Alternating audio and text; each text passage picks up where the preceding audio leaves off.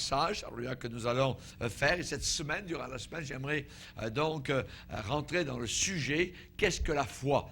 Pourquoi? Bien parce que tout ce qu'on entend parler de foi n'est pas toujours la foi. Et nous avons besoin de mettre au point, évidemment, donc, le domaine de la foi. Alors, on va essayer d'y répondre au travers des réunions de cette semaine de jeûne et prière. Alors, on va, si vous voulez bien, se lever. On va lire un passage dans la parole de Dieu, dans Deutéronome, chapitre 32. Dans le livre de Deutéronome, chapitre 32. Et nous allons lire à partir du verset 1er. Alors, il y a ce que Moïse, donc, a déclaré. Cantique de Moïse, « Cieux, prêtez l'oreille, et je parlerai. Terre, écoute les paroles de ma bouche. Que mes instructions se répandent comme la pluie. Que ma parole tombe comme la rosée. Comme des ondées sur la verdure, comme des gouttes d'eau sur l'herbe. Car je proclamerai le nom de l'Éternel. Rendez gloire à notre Dieu. Il est le rocher. Ses œuvres sont parfaites, car toutes ses voies sont justes. C'est un Dieu fidèle et sans iniquité.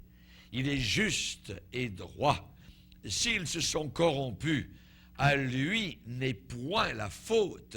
La honte est à ses enfants. Race fausse et perverse. Est-ce l'Éternel que vous en rendrez responsable, peuple insensé et dépourvu de sagesse? N'est-il pas ton Père, ton Créateur? N'est-ce pas lui qui t'a formé et qui t'a affermi? Amen. Seigneur, te bénissons pour ta merveilleuse parole, que ce soir encore, elle soit pour nous comme des gouttes d'eau sur des brins d'herbe, qu'elle soit comme une rosée qui vient rafraîchir le sol altéré. Nous te prions, Père, que le Saint-Esprit vienne encore nous illuminer, que nous puissions comprendre, Seigneur, et réaliser chaque fois que tu nous parles. C'est un bénéfice merveilleux que nous recevons de ta part. Nous te bénissons, Seigneur Jésus, de nous enrichir de ta présence, ta parole, de ta connaissance, ta miséricorde et ton amour. Veuille bénir les frères et sœurs réunis particulièrement dans le jeûne et la prière, afin que nous puissions, durant cette semaine, Seigneur, te chercher, t'adorer, Seigneur. Et tu as dit, si vous me cherchez, vous me trouverez, si vous le faites de tout votre cœur. Merci, Seigneur. Nous te prions ces choses au nom de ton Fils bien-aimé, ce Fils haï dans ce monde, ce Fils qui a été crucifié par les Romains. Hérode, Pilate se sont mis en accord pour conspirer pour clouer ton Fils à la croix du Calvaire. Mais en réalité, Père, c'était ton plan merveilleux, Seigneur. C'est aussi à cause de nos péchés. Et nous te bénissons pour tout cela, Seigneur. Ce drame, ce grand drame qu'a accompli à la croix du Calvaire, qui fait notre gloire aujourd'hui et notre force. Te prions de bénir les quelques pensées que nous allons ce soir, Seigneur, entendre. Merci, Père. Amen. Et tout le peuple dit Amen. Gloire à Dieu. Vous pouvez vous asseoir, frères et sœurs. Alléluia. Gloire à Dieu. Qu'est-ce que la foi? Qu'est-ce que la foi? La foi est quelque chose de très important, puisque le Seigneur a dit, mon juste vivra par la foi. Se pourrait-il que ce qu'on appelle foi ne soit pas véritablement la vraie foi? Il faut toujours que nous sachions ce que veut dire la foi, ce que signifie la foi. Jésus n'a-t-il pas dit, quand je reviendrai, trouverai-je la foi sur la terre? Donc, ça veut dire que la foi la véritable, va tranquillement s'étioler, s'effilocher et peut-être totalement disparaître. Voyez, il va y avoir des gens religieux qui seront présents quand Christ va revenir. Voyez, des gens qui croiront en Dieu, voyez, même qui pourront le prier, mais qui ne participeront pas à l'enlèvement.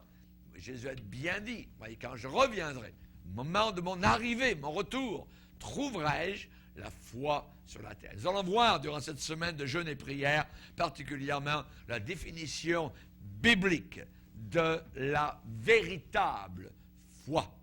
Nous avons une définition dans la parole de Dieu dans Hébreux chapitre 11 et au verset 1er et 2 de la foi. Ça, c'est la définition de la Bible. Il est dit, or la foi est une ferme assurance des choses qu'on espère, une démonstration de celles qu'on ne voit pas. Pour l'avoir possédée, c'est-à-dire pour avoir possédé cette foi-là, les anciens ont obtenu un témoignage favorable. La foi est une ferme assurance, une assurance solide des choses qu'on espère. Alléluia. Plus que cela, une démonstration de celles qu'on ne voit pas. Sur la terre, nous marchons par la foi, ça veut dire nous ne marchons pas par la vue. Nous marchons par la foi, c'est un élément moteur que nous plaçons dans notre âme et qui nous fait garder nos regards sur le Seigneur et jusqu'à la fin avoir la foi. La Bible dit que beaucoup d'anciens qui nous ont précédés sont morts dans la foi. Ils sont morts dans la foi. Voyez, ils n'ont pas obtenu sur la terre les choses qui leur étaient promises, mais ils les ont vues et saluées de loin, reconnaissant qu'ils étaient étrangers et voyageurs sur la terre. Voyez. Nous avons la définition ici biblique. La foi est une ferme assurance des choses qu'on espère. Espérez-vous le ciel? Espérez-vous la gloire? Voyez, bon, alors là c'est la foi, une assurance ferme des choses qu'on espère, et bientôt une démonstration, alors il y a des choses qu'on ne voit pas. Nous ne voyons pas. Voyez, je n'ai jamais vu Jésus. Hein? La Bible dit, lui que vous aimez sans l'avoir vu. Voyez, vous n'avez pas vu Jésus. Je n'ai pas vu Jésus. Les millions de chrétiens n'ont jamais vu Jésus. Voyez, mais nous le verrons un jour là-haut dans la gloire. Amen. Il y a beaucoup aujourd'hui de livres, voyez, supposément chrétiens, sur le sujet de la foi, qui nous disent comment avoir la foi, comment faire agir votre foi. Et au travers généralement de ces livres-là, on s'est éloigné, je dis bien éloigné, détourné du véritable, du vrai sens de la foi. Pour vous particulièrement, qu'est-ce que la foi? Voyez, eh bien, ça peut être, vous allez dire, pasteur, bien c'est la réponse à mes prières. Exact. Voyez, réponse à nos prières. Ça veut dire, pour un autre, va dire, pasteur, c'est que Dieu qui fait des miracles. Bravo, très bien, oui, voyez, des changements dans nos vies qui s'opèrent par la foi. Oui, je dis oui à tout cela. Des manifestations du Saint-Esprit. Je dis oui aussi à tout cela. Des guérisons que nous pouvons recevoir personnellement, qui peuvent nous arriver. Oui, merci Seigneur. Tout ça, ce sont des choses que Dieu accomplit, des choses que Dieu fait. Et je crois tout cela, voyez. Mais si on s'arrête juste à ce que je viens de déclarer, eh bien, ça affaiblit, ça amoindrit notre perception, je dirais, de la généralité de ce qu'est véritablement la véritable foi. Ça affaiblit notre perception si c'est juste des choses que j'obtiens, voyez, de la part du Seigneur. Ces choses-là ne sont que, je dirais, des expressions tangibles, voyez, de la foi dont Dieu se sert pour nous bénir. Et on a besoin parfois de cela. On a besoin de guérison personnelle. On a besoin de provision. Voyez, dire Seigneur, aide-moi à joindre les deux bouts. Et je ne suis pas contre cela, voyez. Mais si c'est juste cela, voyez, eh bien, ça va affaiblir, amoindrir notre perception de la foi. Il y a des gens qui vont suivre le Seigneur juste à cause de ce que Dieu donne, voyez. Et c'est ce que Satan a dit à Dieu un jour au sujet de Job. Il a dit, Job te sert, Seigneur, mais c'est juste parce que tu le bénis financièrement, juste parce que tu le bénis matériellement. Enlève-lui ces choses-là et je suis convaincu qu'il n'aura plus aucune foi. Il te sert juste par intérêt. Il te sert juste parce que tu le bénis matériellement. Mais si tu enlèves cette protection, il va te maudire en pleine face. Vous voyez? Et j'ai bien peur qu'aujourd'hui, une grande partie des chrétiens, si Dieu ne répondait plus aux provisions, voyez, et pendant un certain temps, Dieu ne répondait plus à leurs besoins, peut-être plusieurs laisseraient tomber le Seigneur, parce qu'ils ne servent le Seigneur que par intérêt, voyez, que par intérêt. Et s'il n'y a pas, je dirais, au bout de la carotte, vous voyez, au bout du bâton, eh bien, peut-être plusieurs ne serviraient pas le Seigneur. J'aimerais vous dire que nous ne servons pas Dieu juste à cause de ce qu'il nous donne. Nous servons le Seigneur à cause de ce qu'il est et à cause de ce qu'il, je dirais, nous a apporté à la croix du Calvaire, un salut précieux et merveilleux. Aujourd'hui, par la foi, supposément, des gens, des pasteurs, des chrétiens vont proclamer ou, je dirais, réclamer par la foi. Qu'est-ce qu'ils vont réclamer? De belles voitures. Ouais, de belles voitures par la foi. Le Seigneur veut que j'ai une Jaguar. Le Seigneur veut que j'ai une Cadillac. Moi, je n'irai pas en 2 chevaux ou en vélo, ou ainsi de suite. Vous voyez, non, Dieu veut que j'ai le meilleur. Donc, je vais aller vers le garage et là, dans le parking du vendeur de voitures, je vais prier, je vais faire les 100 pas. Au nom de Jésus, cette belle Cadillac, elle est pour moi, ainsi de suite. Vous voyez? Il y en a qui vont, par la foi, aller dans le plus beau quartier d'une ville et réclamer la plus belle maison. Seigneur, c'est ça que tu veux pour moi. Je suis l'enfant d'un roi, donc je dois vivre comme un roi. Voyez? Et voyez comment que, tranquillement, on est en train de tordre, littéralement, l'idée de la véritable foi. Certains vont proclamer par la foi des bagues de diamants. Voyez? Certains vont proclamer des choses très, très chères. Voyez? Certains vont dire, par la foi, je ne serai plus jamais malade. Voyez? Attends. Paul, même l'apôtre Paul a dit, j'ai laissé Trophime malade à Milet. Voyez? Et pourtant, Paul, il aurait pu prier pour lui, il avait des dons de guérison, et ainsi de suite, et pourtant, il l'a laissé malade. Voyez? Il y a des gens qui vont dire, je ne serai plus jamais malade. Non. Il se peut que le Seigneur vous guérisse de maladie, mais il se peut aussi que vous soyez parfois malade, et ce n'est pas parce que vous n'avez pas la foi, et ce n'est pas parce que vous êtes amoindri, vous êtes de second ordre. Non, ça peut arriver dans la vie normale, donc du chrétien. Voyez? Certains disent que maintenant, par la foi, on n'aura plus jamais de problème. On n'a plus aucun problème, puisqu'on est chrétien. Voyez? Donc, comme cela. Et on voit que d'autres ont dit, à partir de maintenant que je sers le Seigneur, je n'aurai plus jamais aucun problème d'argent. Attends, voyez, maintenant, je vais vous dire une chose, c'est que je ne doute pas de la puissance de guérison du Seigneur Jésus-Christ. Je ne doute pas de la puissance du Seigneur de nous bénir matériellement, voyez. Mais tout ce que je viens de citer, c'est une foi matérialiste. C'est une foi matérialiste. Ces aspects de foi qui souvent sont prêchés aux chrétiens sont des desserts, voyez, sont le crémage du gâteau, sont des bonbons. Mais nourrissez-vous juste avec des bonbons et vous allez voir que vous allez avoir une belle maladie. Nous avons des chrétiens, justement aujourd'hui, qui sont malades parce qu'on leur donne année après année des bonbons et du dessert et des gâteaux, voyez, et du crémage. Ils n'ont pas de nourriture équilibrée. Il n'y a pas de viande, il n'y a pas de légumes, il y a juste, je dirais, du crémage, du sucrage.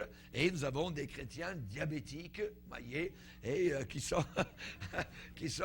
tout le temps en train de clopin. Ils sont, un beau jour, c'est la jambe qui est paralysée. Un jour, c'est les yeux, ils ne voient plus rien. Ils ne comprennent plus rien. Tout ce qu'ils voient, c'est de l'argent, des billets de banque, des maisons, des voitures, des Rolex, c'est tout ce qu'ils voient, voyez. Alors qu'en réalité, ce n'est pas ça la véritable foi chrétienne qui est décrite dans la parole de Dieu. C'est une erreur. C'est une erreur, c'est grave.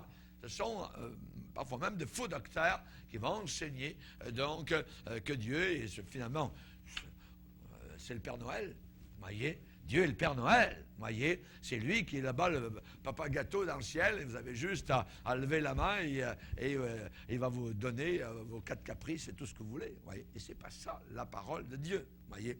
Je pense qu'aujourd'hui, il y a moins de vraie foi aujourd'hui qu'auparavant. Il y a moins de véritable foi aujourd'hui qu'auparavant. Je répète le verset de Luc 18, verset 8. Jésus a dit, « Quand je reviendrai, quand le Fils de l'homme viendra, trouvera-t-il la foi sur la terre? » Trouvera-t-il la foi sur la terre? Voyez, alors qu'il y a des millions de personnes qui sont en train de mourir loin de Dieu, on utilise ce qu'on appelle foi pour obtenir quoi? Des bébelles. pour obtenir des bébelles, voyez. Et je pense que c'est le temps de revenir aux anciens sentiers. Aux anciens sentiers. Le cri a été lancé dans Jérémie 6, le verset 16, voyez. Placez-vous sur les chemins. Il y a différents chemins aujourd'hui. Placez-vous sur les chemins. Regardez et demandez quels sont les anciens sentiers. Et vous trouverez le repos de vos âmes. Vous trouverez le repos de vos âmes. Aujourd'hui, on parle d'un évangile contemporain, église contemporaine, église émergente, ainsi de suite, musique contemporaine, et ainsi de suite. Ce mot contemporain dans leur bouche veut dire loin de Dieu, en réalité. C'est cela qu'en réalité qui est caché derrière ce mot. Parce que la Bible dit que nous devons retourner aux anciens sentiers, à ce qui est vieux. Amen. Et ce qui est vieux est bon, et ce qui est vieux nous amène le repos dans nos âmes. Le Seigneur le déclare, placez-vous sur les chemins, regardez et demandez quels sont les anciens sentiers. Quand je suis entré dans la famille chrétienne, quand j'étais sauvé, je me suis dit, merci Seigneur, voilà quelque chose qui ne bougera jamais. Qui ne peut pas être modernisé. C'est quelque chose qui a été cru et vécu par des anciens pendant des siècles et qui ne pourra jamais bouger. Mais aujourd'hui, la génération, je dirais, rebelle et charnelle de chrétiens que nous avons dans l'Église veulent moderniser le message, l'Évangile, le contemporiser. Et nous ne pouvons pas, je dirais, amener la parole de Dieu à une génération contemporaine. Il faut l'amener avec les anciens sentiers, avec le sang qui a coulé, avec les demandes qui sont inscrites là, de renoncer à soi-même. Voyez, renoncer à soi-même. La foi, qu'est-ce que c'est? Ce soir, nous allons voir la première chose, ce qu'est la véritable foi. La foi est une offrande. La foi est une offrande. Celui qui a la foi offre. Celui qui a la foi donne et se donne. Jésus dit, si quelqu'un veut me suivre, qu'il renonce à lui-même et qu'il se charge de sa croix. Qu'il se charge de sa croix. Voyez. On va lire dans Hébreux 11, verset 4. Hébreux 11, verset 4. Il est dit ici, c'est par la foi qu'Abel offrit à Dieu un sacrifice plus excellent que celui de Caïn. C'est par elle, par la foi, qu'il fut déclaré juste, Dieu approuvant ses offrandes. Et c'est par elle, par la foi, qu'il parle encore, quoique mort. Imaginez, voyez, sa foi a traversé les siècles. Donc la foi est une offrande. C'est par la foi qu'Abel offrit à Dieu un sacrifice plus excellent que celui de Caïn. Dès le début, les dés ont été jetés. Dès le début, vous voyez, Abel a offert ce que Dieu voulait. Et ce que Dieu voulait était un sacrifice de sang. Sans effusion de sang, il n'y a pas de pardon. Et cela avait été enseigné par les parents, Adam et Ève, aux deux enfants. Les deux frères le savaient très bien. Un a obéi, Abel a offert ce que Dieu voulait. Ce que Dieu voulait, un sacrifice avec du sang. Et ça typifiait, c'était le symbole du Messie à venir qui nous sauverait. Vous voyez, le sang, son sang a coulé. Jésus a offert sa vie. Jésus s'est offert, il a été l'offrande. Amen. Et Caïn a offert aussi. Mais il a offert autre chose, ce que Dieu n'avait pas demandé. Caïn a offert son propre choix, ce que lui a choisi, c'est-à-dire le fruit du sol. Seigneur, regarde, je t'offre mon meilleur, je t'offre ma sueur, je t'offre le fruit du sol, une belle gerbe de blé, je t'offre ceci et cela. C'était pas ce que Dieu voulait, voyez. C'était un tordu. C'est quelqu'un qui a voulu moderniser le message. Il s'est dit, mes parents sont vieux jeu. Quand Abel, lui, il veut suivre les anciens sentiers. Moi, je vais moderniser cela. Voyez, je vais offrir ce que moi, j'ai fait. Voyez, ce que moi, j'ai travaillé pour, j'ai sué pour. Voyez, et ainsi de suite. Voyez, et Caïn a offert donc ce que lui-même a choisi, parce que Dieu avait demandé. Voyez, et il a offert le fruit du sol. Caïn n'a pas renié l'existence de Dieu. Caïn n'a pas dit « Dieu n'existe pas ». Voyez, Caïn a prié Dieu. Il y a des gens religieux qui prient Dieu. Et pourtant, la Bible dit ils sont du diable. Comment ça peut se faire? Prier Dieu et appartenir au diable. Ben, ça se fait parce que la Bible le dit. On a vu Caïn, voyez, spécialement, qui a offert à Dieu un sacrifice, ses propres œuvres, ce que lui a pensé. Et le Nouveau Testament nous dit, frères et sœurs, ne vous étonnez pas si le monde vous hait. Ne vous étonnez pas, soyez pas étonnés, si le monde a de la haine contre vous. Et pourquoi dit-il cela? Il dit cela en ayant parlé auparavant, Jean parle de Caïn. Et il va dire que Caïn était du diable. Caïn appartenait à Satan. Satan a sa religion. Une religion de bonnes œuvres. Une religion où on sue, où on fait des choses pour Dieu, où on gagne notre ciel. Cela est diabolique. Cela est satanique. Toutes les religions de la terre sont fausses, sauf le christianisme. Toutes fausses. Pourquoi? Parce que toutes vous promettent par vos efforts personnels peut-être le ciel à la fin de vos jours. Alors que le christianisme, c'est complètement différent, c'est donné. C'est le sang de Christ qui a coulé pour nous purifier. Lignée d'Abel ou lignée de Caïn. Vous voyez, aujourd'hui nous avons encore ces deux lignées autour de nous. Ne vous étonnez pas, va dire Jean. On voit que Caïn n'a pas renié l'existence de Dieu. Il n'a pas dit Dieu, il n'y a pas de Dieu. Caïn n'a pas dit ça n'existe pas Dieu. Non, non, il croyait en Dieu. Et les gens disent, mais je crois en Dieu. Et on peut leur répondre, tu crois en Dieu, tu fais très bien. Le diable aussi, il croit en Dieu. Vous voyez, et il tremble. Le diable croit aussi en Dieu. Et il tremble. Et tous les damnés de l'enfer croient tous en Dieu. Mais c'est trop tard. Voyez. Ce qu'il faut, c'est croire de la bonne manière. Voyez. Recevoir le véritable évangile. On voit qu'évidemment, Caïn a offert ce qui venait de son propre cœur. Et il a renié, en réalité, que l'homme, eh bien, est pécheur et doit s'approcher de Dieu uniquement par le sang pur. C'est le seul moyen pour approcher Dieu.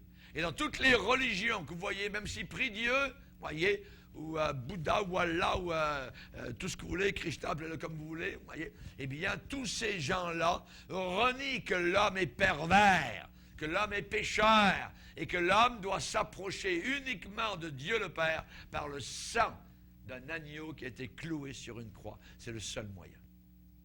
C'est le seul et unique moyen. Amen.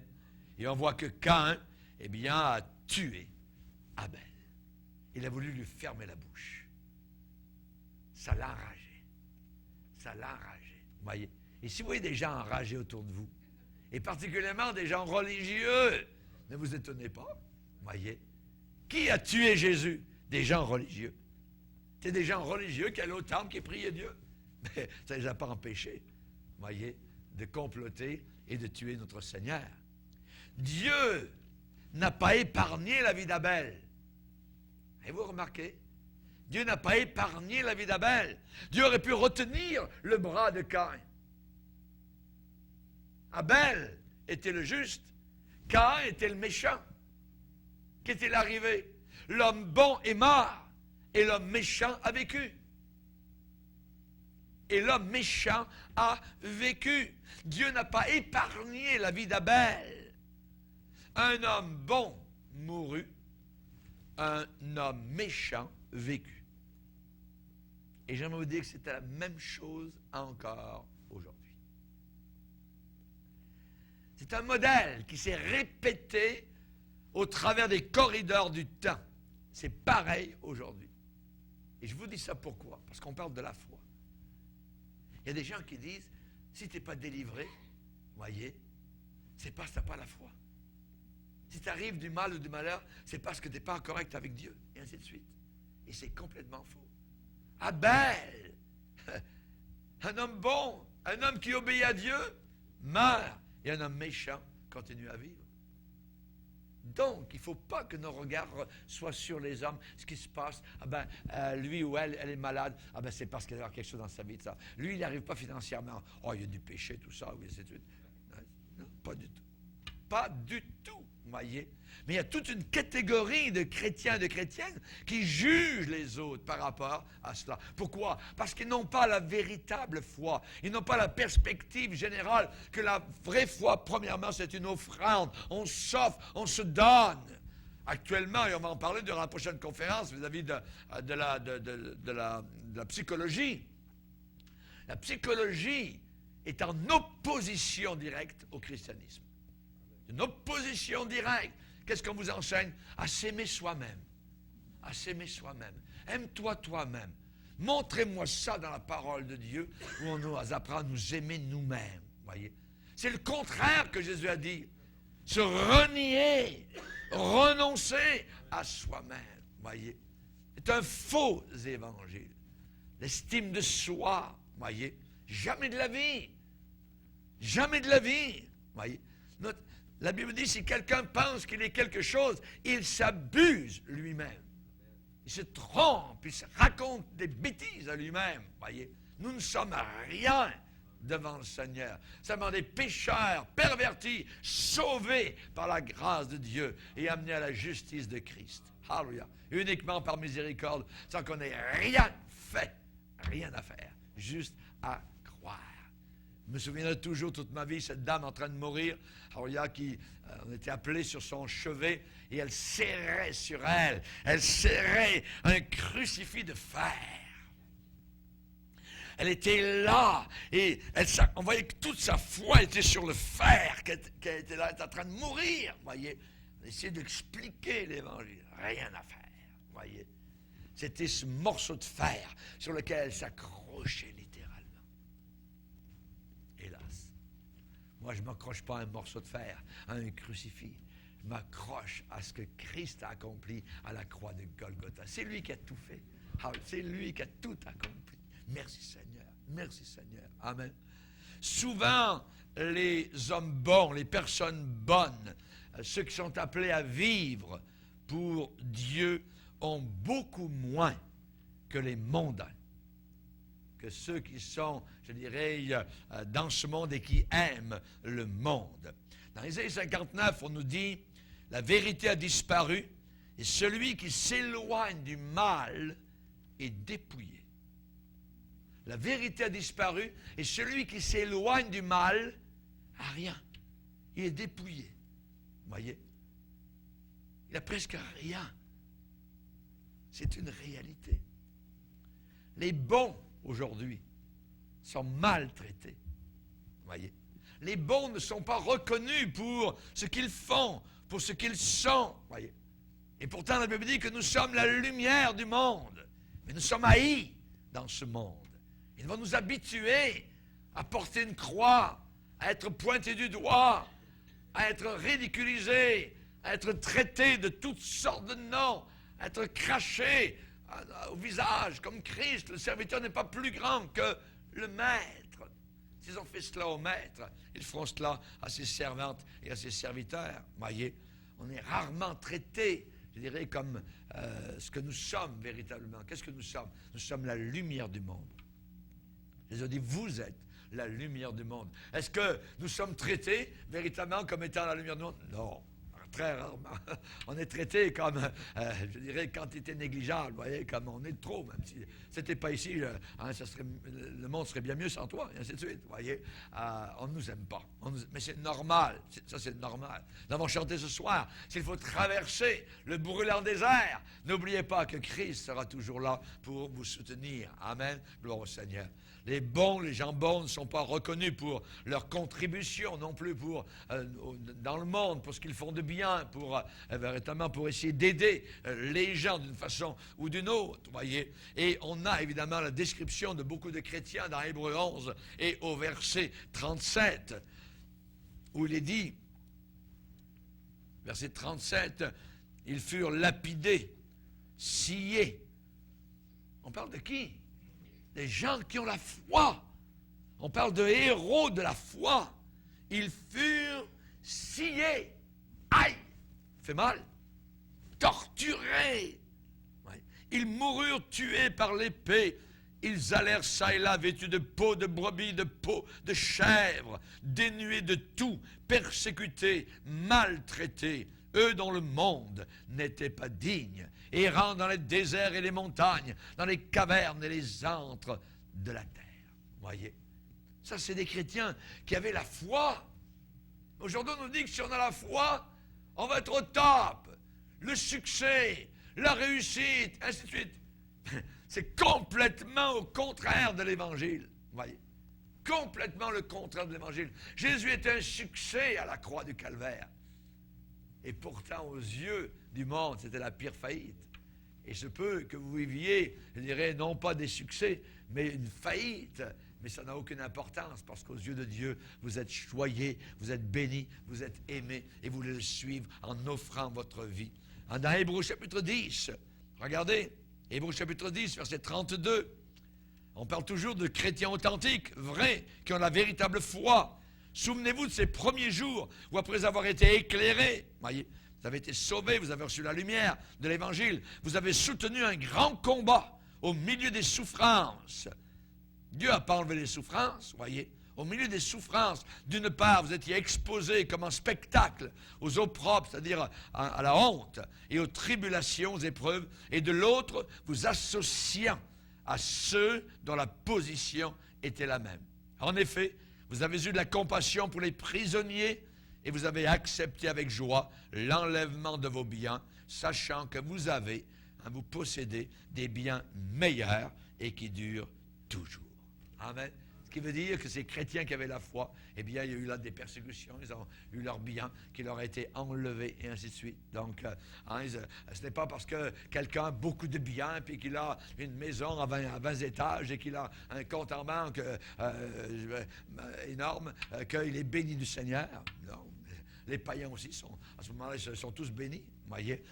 Et ce n'est pas ça, la véritable foi, voyez. Pourquoi Dieu n'a-t-il pas fait un miracle pour sauver Abel?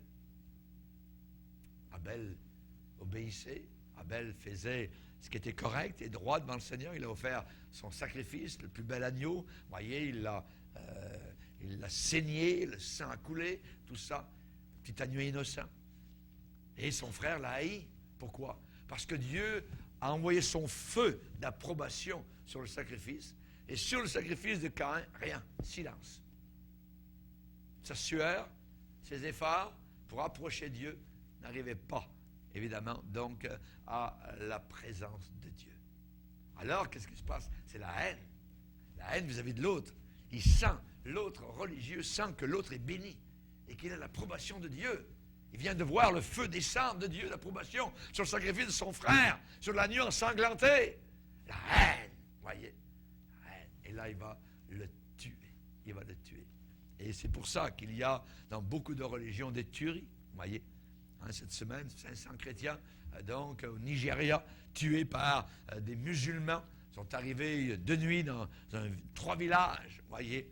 Et là, les femmes, les enfants, ils ont tiré des salves de tir, mitraillettes en l'air, mais ils n'ont pas tué les gens avec les balles, ils ont tué avec les machettes, avec les couteaux et avec les sabres. Imaginez. Des chrétiens, voyez, des chrétiens qui ont été tués par des musulmans. En réalité, ces musulmans n'ont fait que leur devoir. Parce que dans leur livre, appelé le Coran, qui est un livre diabolique, eh bien, il est écrit, les chrétiens, tuez-les tous. C'est écrit, voyez, tuez-les. Alors, si vous entendez parler que les musulmans, c'est une religion de paix, voyez, c'est un mensonge inimaginable, voyez. Donc, évidemment, pourquoi Dieu n'a pas fait un miracle pour sauver Abel? Je ne sais pas. Je ne peux pas répondre à cela, mais avec la définition que beaucoup de chrétiens ont de la foi aujourd'hui, eh bien, Abel serait un non-croyant, Abel serait un incrédule, Abel serait sans foi, et pourtant Dieu l'a placé dans le corridor des hommes de foi, dans Hébreux chapitre 11, où l'on parle d'Abraham, d'Isaac, de Sarah, ainsi de suite, de Josué, un de ces grands hommes de Dieu, de Moïse, voyez, et on a placé aussi Abel, un homme de foi, voyez.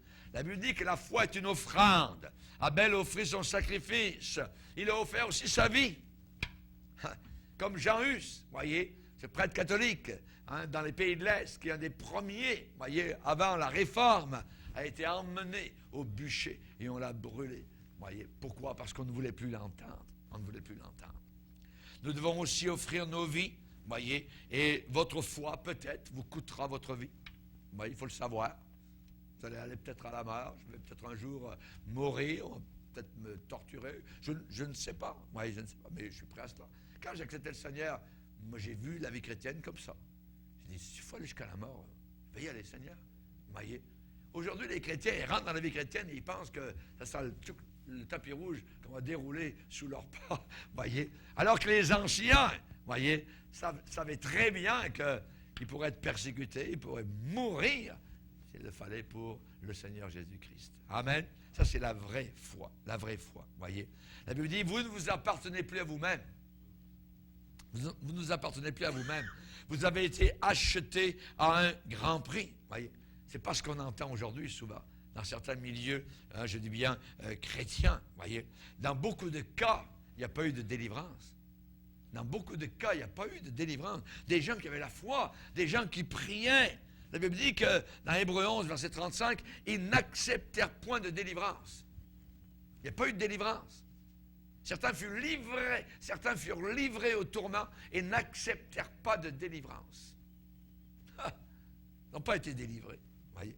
Quand on parle de Jean-Baptiste, Jésus l'a élevé au pinacle, je dirais, des grands hommes de Dieu. Est-ce que le Seigneur l'a délivré de l'épée d'Hérode? Non. Non. Il est mort, voyez, dans sa prison, tout seul, décapité. C'est un grand homme de Dieu qui a amené beaucoup d'âmes aux pieds du Seigneur. Ça, c'est la vraie foi. C'est la vraie foi, voyez. Quand on parle de Jacques, le frère de Jean, rappelez-vous, ces deux hommes ont été appelés sur les bords de la mer de Galilée, voyez, par Jésus. Deux apôtres. Jean a vécu jusqu'à 90 ans environ, voyez.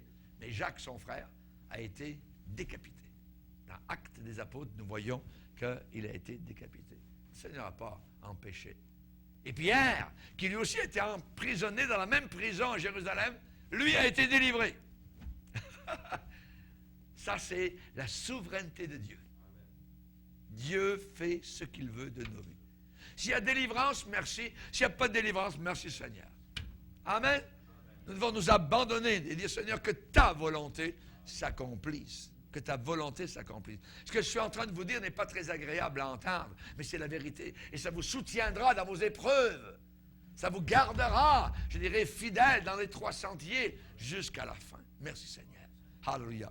Gloire à Dieu. La vraie foi n'a pas toujours des réponses formidables à nos prières. C'est vrai, je dis que Dieu guérit. C'est vrai que Dieu répond aux prières, voyez, mais ce n'est pas toujours que Dieu accomplit de grands miracles. Et pourtant, je crois qu'il en fait, voyez, et je le prêche, voyez, et je le crois. Et Jésus a dit de prier pour les malades, voyez. Mais la vraie foi, c'est premièrement de reconnaître que nous sommes des pécheurs et que sans la grâce de Dieu, il est impossible d'être sauvé.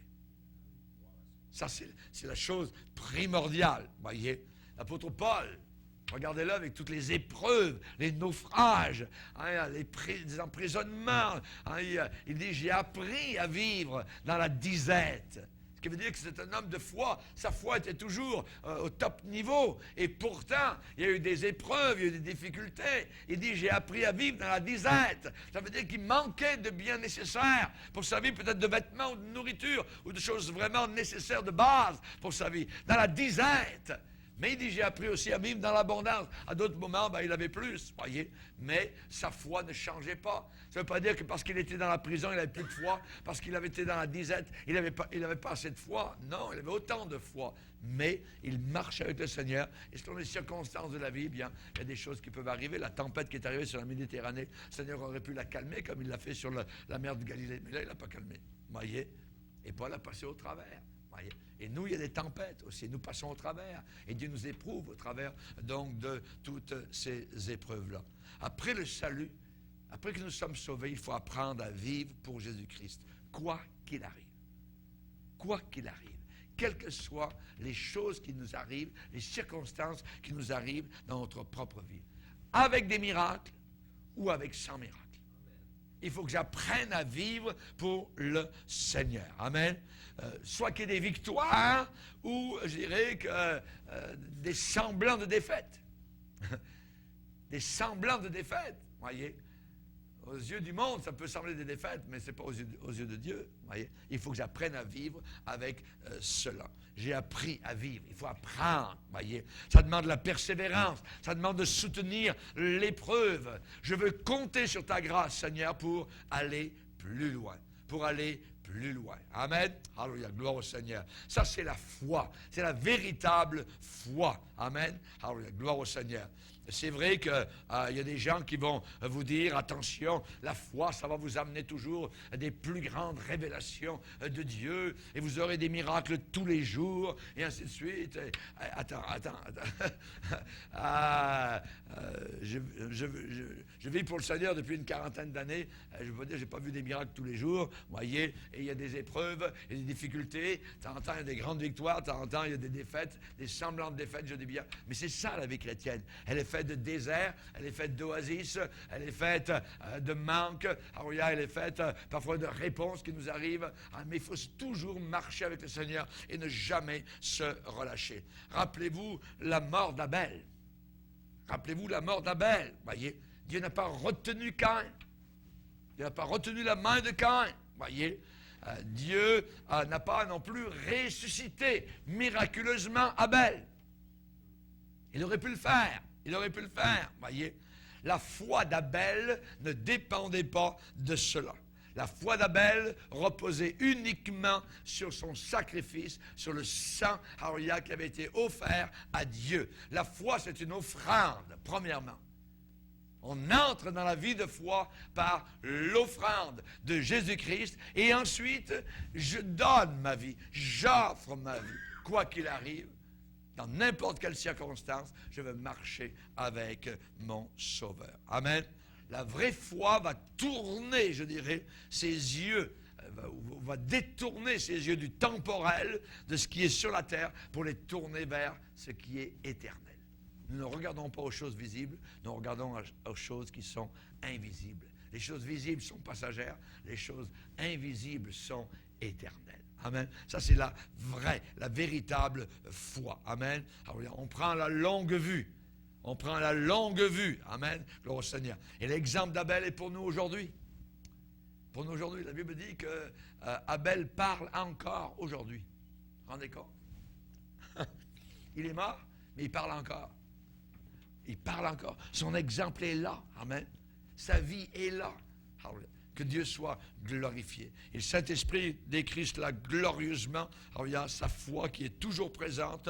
Ce n'est pas une foi qui a parlé dans le passé, c'est une foi qui parle encore aujourd'hui. La Bible dit, il parle encore, quoique mort. Il parle encore, quoique mort. Et tous nos frères et sœurs qui jusqu'à la fin ont été fidèles, ils nous parlent encore. Monsieur Lucien me parle encore. Alors, par sa foi qui a été bonne, et saine jusqu'à la fin. Que Dieu soit glorifié, que Dieu soit béni. Amen. Abel a vu, je dirais, sa justification éventuelle, pas sur la terre, mais au jour de la résurrection. Amen. L'apôtre Paul a subi beaucoup d'injustice ici-bas sur la terre et il a dit, j'attends la couronne de justice. La couronne de justice. Lui qui a vécu tellement d'injustice. Voyez. Et Abel, eh bien, il attendait sa justification, sa déculpabilisation, voyez, à la résurrection où il sera totalement, évidemment, justifié. La Bible dit, en terminant le verset, nous devons offrir, amen, nos corps. Amen. Et nos corps sont le véhicule que nous avons sur la terre pour nous déplacer. Un jour, nous quitterons le véhicule pour aller directement, alors il y a là-haut dans le ciel. Mais le véhicule que nous avons, nous devons l'offrir au Seigneur. Ses bras, ses yeux, ses oreilles, ses pieds, amen, qui doivent marcher. Donc pour le Seigneur Jésus-Christ, la foi est véritablement une offrande, premièrement. Demain, nous verrons un autre élément de la foi. La foi est autre chose aussi, et nous le verrons donc demain. Amen. En attendant, nous voulons prier maintenant. Nous voulons passer